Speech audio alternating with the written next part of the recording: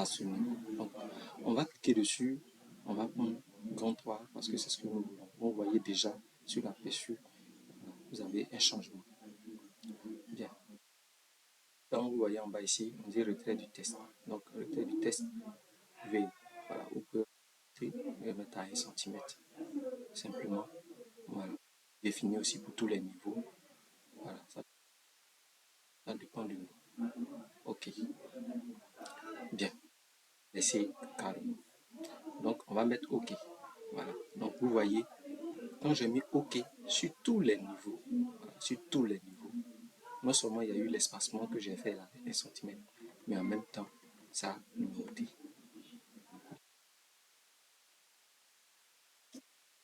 Ça. Voilà. Allez maintenant sur la numérotation de nos... de... Là, qu'est-ce qu'on va faire? On va venir cliquer, voilà, sur la numérotation du grand 1. On va aller dans le groupement presse à papier. On va prendre alors, on va venir juste au bord là. Voilà, vous voyez, comme j'ai pris, voilà, à côté du curseur, il y a comme un pinceau. Je vais cliquer une fois. Et vous voyez, il y a grand 2 qui est sorti. Mais ne vous inquiétez pas, vous allez appuyer sur Cap Lock une fois. C'est-à-dire, donc, pour avoir les majuscules là. Et vous allez en haut, juste en haut, vous allez voir, il y a une tabulation. Souvent, il y a 2 flèches qui sont là. Vous appuyez une fois. Vous voyez, voilà, ça a transformé en notre. On va prendre encore là, un pinceau. Donc, à chaque fois, on fait la même chose avec le quantité. Donc, ici, on vient, on appuie tabulation. Voilà. On continue sur grand 2. Grand 2, on prend on vient,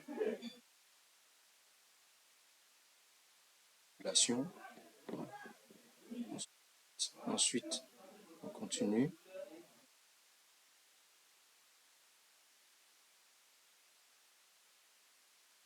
Sur, on prend pinceau, on vient ici, on met, ensuite on fait tabulation. Voilà. Ensuite, on continue.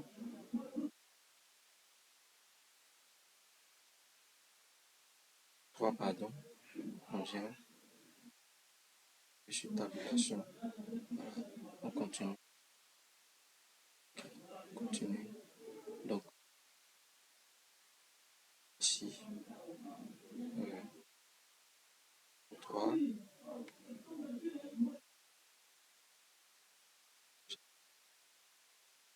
ici, on vient sur pinceau, on clique ici, on voit sélectionner, donc je vais partir au prendre. Ici, on prend pinceau, voilà. On vient, on clique. Donc, vous avez vu que, voilà, nos sous-titres se sont effectivement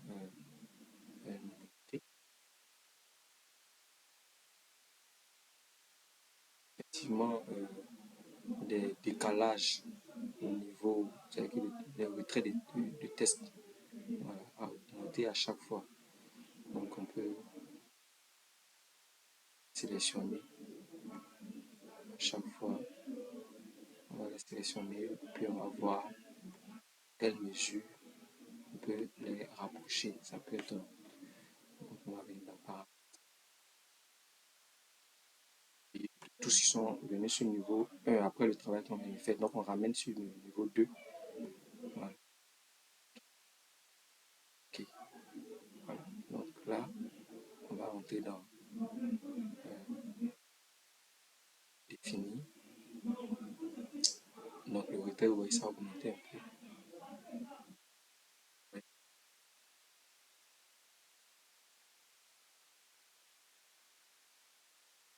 Ok. Tout est revenu. Hein, on va remonter. Voilà. Tout est revenu. Voilà. C'est ce qu'on voulait. Et en même temps, voilà, si ça a changé de niveau, vous avez vu, on a changé les niveaux. On a vu que quand ça change de niveau, vous avez vu que ici, c'était à la même heure, si vous avez remarqué.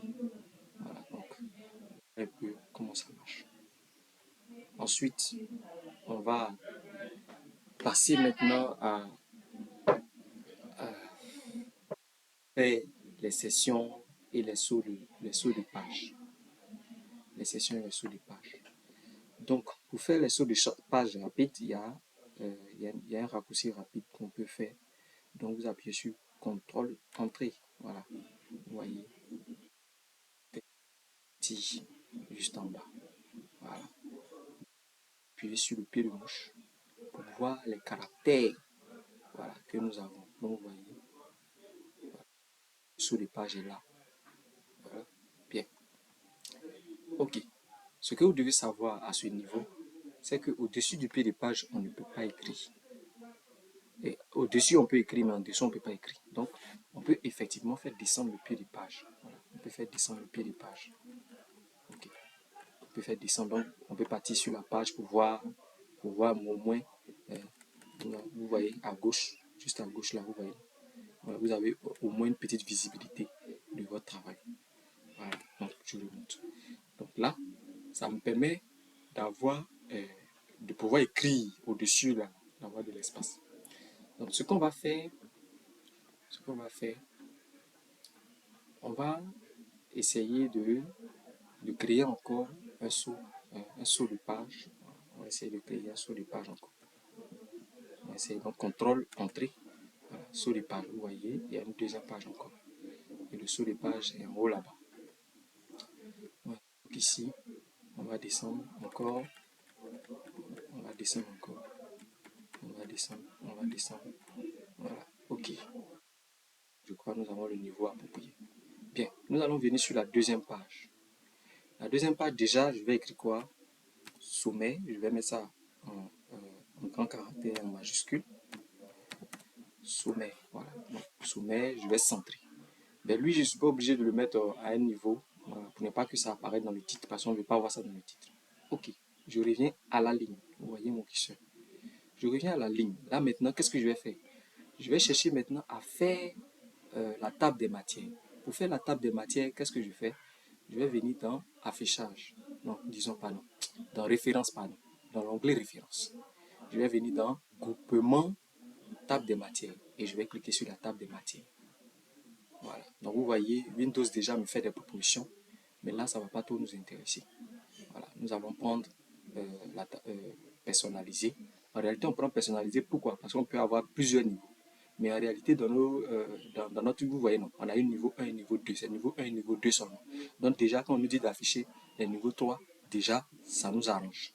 Donc là, à partir d'ici aussi, voilà. Si vous décochez affichage des numéros, ben, vous voyez, voilà. Donc vous voyez un petit aperçu ici. Voilà, les numéros sont partis. Voilà, si vous décochez aussi l'alignement, vous voyez, voilà comment ça marche. Vous décochez ici. Ici, si vous décochez, c'est-à-dire quoi?